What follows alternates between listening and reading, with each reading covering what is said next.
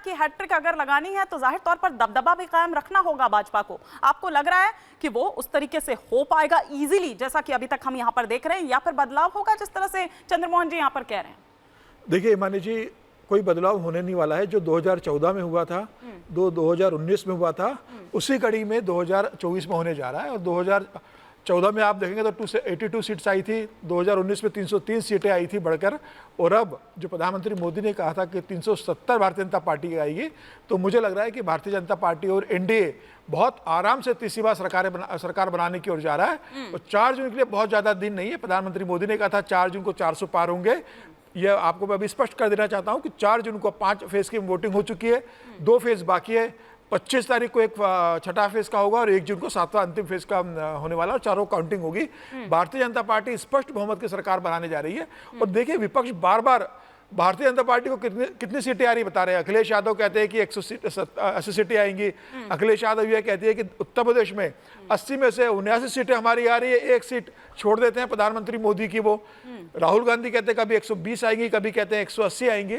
विपक्ष से बताने को तैयार नहीं है कि विपक्ष कितनी सीट लेकर आ रहा है। कांग्रेस से बताने को तैयार नहीं है कि खरगे जी ने बताया तो था, खरगे जी ने बताया तो था। लेकिन तारिक खान जी, आप खुद को कहां देखते हैं? वो जो पीडीएफ फॉर्मूला आपने बनाया है वो चल पाएगा? कितना चल पाएगा? देखिए चल रहा है और जनता ने बहुत अच्छा सपोर्ट दिया है समाजवादी पार्टी को। अब क्या बीजेपी ने यह कहा था कि ये 80 में 40 सीटें जीतेंगे? क्या कहा था? किसी एक पार्टी का नाम बताइए जो कहती है कि हम इतनी कम सीटें जीतेंगे। कभी कहा बीजेपी ने? और मैं तो इतना खुश हूं इस बात से कि इन्होंने 400 सीट जीतने को कहा, क्योंकि 543 सीटें हैं। बीजेपी ये कह देती कि हम 543 में से 600 सीटें जीतेंगे। कह भी सकते हैं भाई, ये अंतर्यामी टाइप के लोग हैं इनकी पार्टी में, ये कह सकते हैं। क्यों कह सकते हैं उसका प्रमाण भी देता हूं। योगी साहब ने विधानसभा में कहा कि 46 में से 56 आपने एसडीएम यादव बना दिया। अब 46 में से कैसे 56 बनेगा? सिर्फ बीजेपी वाले बना सकते हैं भाई, मेरे बस की बात नहीं, सिर्फ बीजेपी वाले कर सकते हैं। इसलिए 46 में से 56 कैसे ढूंढ के निकालेंगे, ऐसे ही ये 400 सीटें कैसे ढूंढ के निकालेंगे? आप पूछिए, उनके समर्थक लोग बैठे हैं, पूछिए उनसे कैसे लेके आएंगे। और कब ये कहते हैं? आपने बताया कि हमारा रेड जोन है, ब्लू जोन है, आरएसएस की रिपोर्ट है कि 20 सीटें हम हार रहे हैं, इतने सांसदों के टिकट भी आपने काट दिए, तब भी सारी सीटें जीत रहे हैं। तो इतना क्यों किया जब इतनी मजबूत स्थिति में थे आप? तमाम सिटिंग सांसदों के 1800 कुछ दिन होते हैं एक साल में, 1875 दिन। जो 1875 दिन सांसद रहा उसका टिकट काट दिया आपने। क्या वो 75 साल का हो गया था? क्या उसका परफॉर्मेंस अच्छा नहीं था? काटिए बिल्कुल, मगर अगर हम किसी को 10 दिन पहले टिकट देके काटते हैं तो वो राष्ट्र का बड़ा मुद्दा बनता है, और आप 1875 दिन सांसद रख के उसका टिकट बदल देते हैं। ठीक है, कोई बात नहीं।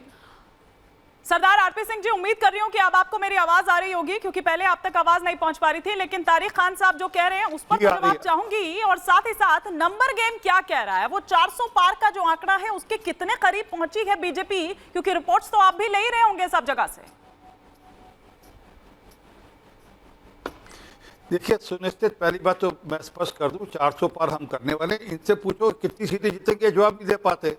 ये हमारी गिनाते सीटें, अपनी सीटें कभी नहीं गिना पाते कि ये सारी गठबंधन मिलाकर कितनी सीटें जीतेगा। और मुझे ममता बनर्जी का वो बयान याद आता है जब ममता बनर्जी ने कहा था कि कांग्रेस पार्टी लड़ेगी 300, जीतेगी 40। ये अभी चुनाव के दौरान कहा था कि और इसलिए हम इनके साथ वेस्ट बंगाल में समझौता नहीं करे क्योंकि सीटें हमारी खराब करेंगे। क्योंकि आपके ऑडियो में कुछ इशू आ रहा है, आपके ऑडियो में कुछ इशू आ रहा है। मुझे थोड़ा सा समय दीजिए, मैं एक बार इसको फिक्स करवाती हूँ, फिर मैं दोबारा लौटती हूँ आपके पास। मैं लौटती हूँ आपके पास, तब तक संजीव कौशिक जी क्या देख रहे हैं? क्योंकि दिल्ली भी है और दिल्ली की 7 की 7 सीटें जो हैं वो बीजेपी के खाते में हैं, और जिन्हें सत्ता से उखाड़ क्या फेंका था आपने इन चुनावों में, आपने उनके साथ गठबंधन किया है।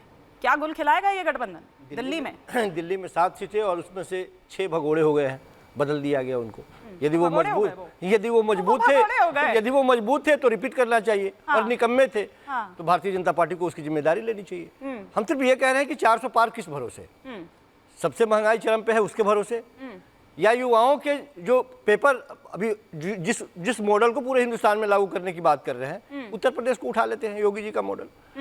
तो जितना युवा वहां परेशान है, जिस तरह से एग्जाम हो रहे हैं और पेपर लीक हो रहे हैं, तकरीबन 50 लाख से ज्यादा युवाओं का भविष्य गर्त में डाल दिया उसके भरोसे, या फिर बेरोजगारी के भरोसे। और आप किसके भरोसे कह रहे हैं कि 7 की 7 सीटें जो हैं वो इंडिया ये गठबंधन के हिस्से में इस बार आएगी? कैसे?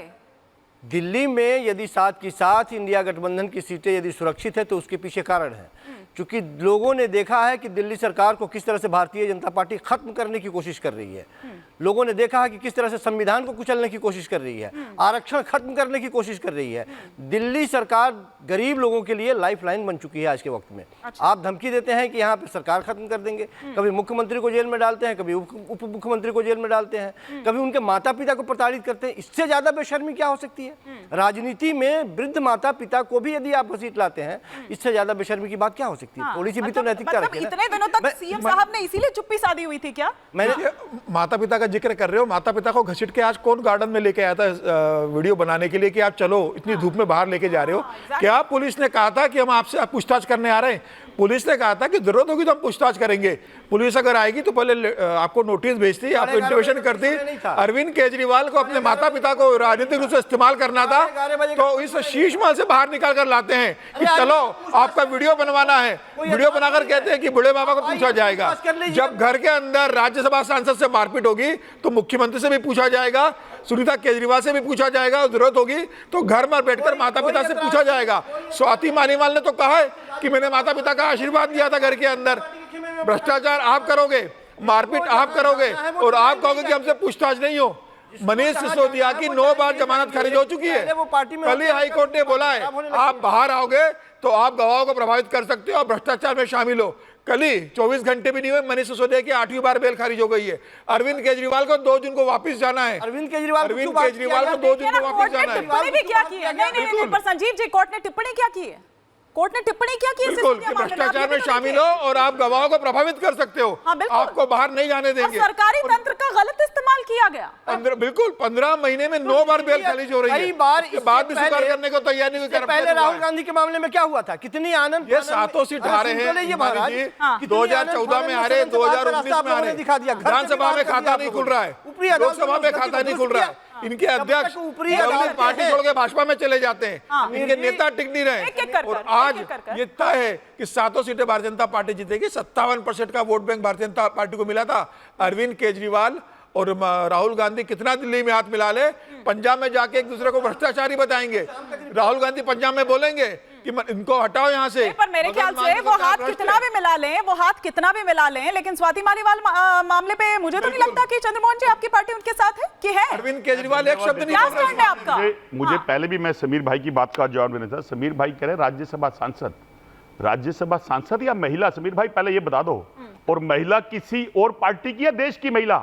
एक महिला जो मुख्यमंत्री के घर में रहे उसके लिए आपका दर्द, आपकी नेत्री अभिनेत्रियों को दर्द हो, और एक महिला जो हिंदुस्तान की हो, जिसको देश के प्रधानमंत्री के बंधुओं, बहनों, माताओं, और उनको नंद घुमाया जाए, उनकी इज्जत लूटी जाए, उनको अर्धनग्न करके जलाया जाए, और आप खामोश बने रहे। आप चीफ सेक्रेटरी को मारते हो, आप खुल के चीफ सेक्रेटरी को मारते हो।